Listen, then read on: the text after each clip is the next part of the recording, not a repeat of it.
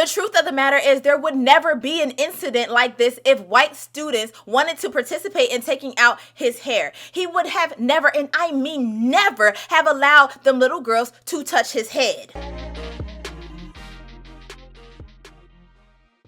Okay, so we all seen this video of the teacher man crying, and while I think he is genuinely upset that he lost his job, the video prior of him, a grown-ass man, allowing several female students to take out his hair illuminates for us just how many men don't understand boundaries when engaging with black girls and women. It's the Chaplain of the Culture, Yale MDiv and Black Church Studies scholar. Here we mix culture, faith, experience, and we make that whole dance. I told the teachers only send them if all of their work was completed and they had good behavior.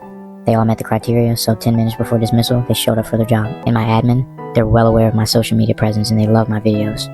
To me, this is just another wholesome moment that I'm having with my kids that I was fortunate enough to catch on film. What I need us to pay attention to is how he said the administration knows what is going on and the students came from other classrooms. Now, assuming that he isn't lying about the administration knowing about what he's doing and that some of the students did come from other classrooms, meaning other teachers allowed them to go over to that man's class to take down his hair. Houston, we have a community problem. How is it that female teachers in the building was also like, yeah, go ahead, take down this grown man's hair. That's fine. Why didn't the other grown teachers in the building take out his hair?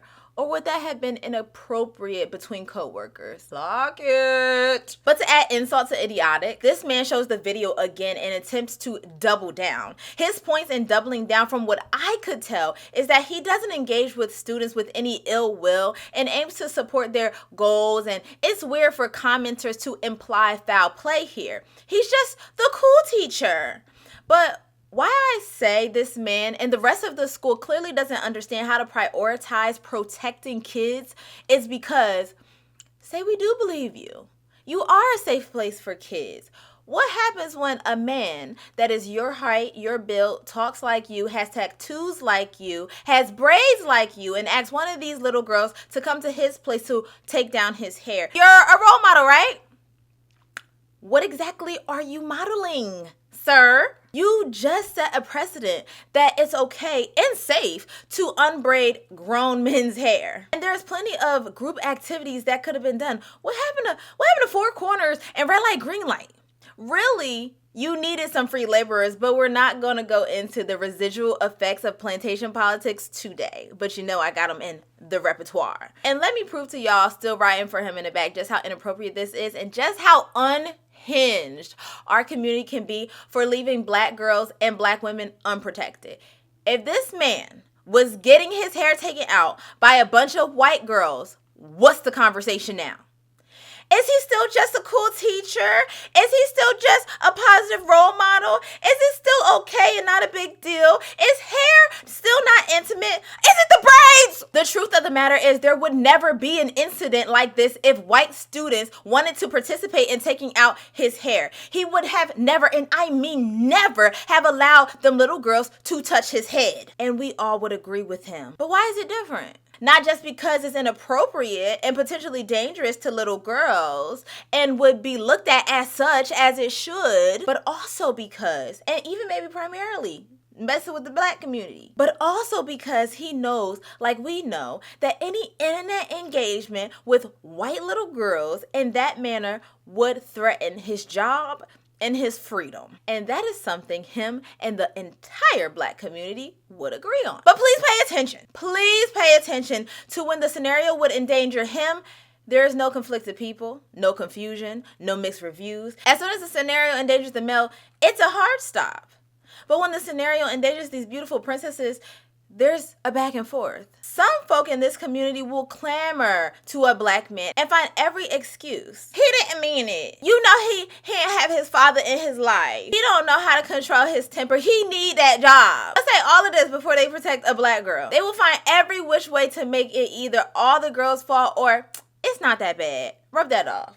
What did you expect? Which makes sense because embedded within much of our communal narratives that the burden of responsibility is to be placed squarely on the shoulders of Black women and girls. It's never that man should have invited you over to his house. What's wrong with him? It's always, you should have never went over there. You know better than that. And Black Christian pastors are some of the biggest perpetuators of this narrative. Many of us are familiar with the stumbling block narrative. This was very popular 5 to 10 years ago, naming female bodies as stumbling blocks for men. All he wanted is sex. What you thought we was here for? If you put a hook in the water, you don't put no worm on it, you don't get no fish. Come on. You got to put on y'all breasts, booties, thighs, lips. That's the worm on the hook. Affirming traditional European narratives of women, and particularly Black women's bodies, being both inherently devious and desirable. Problematizing our bodies as a site of sin. But didn't Jesus say that if your eyes offend you, pluck them out? Nothing about if your eyes offend you, police her body. Clock it. And this is where we have to check our unconscious bias. Boundaries with white girls and women are known,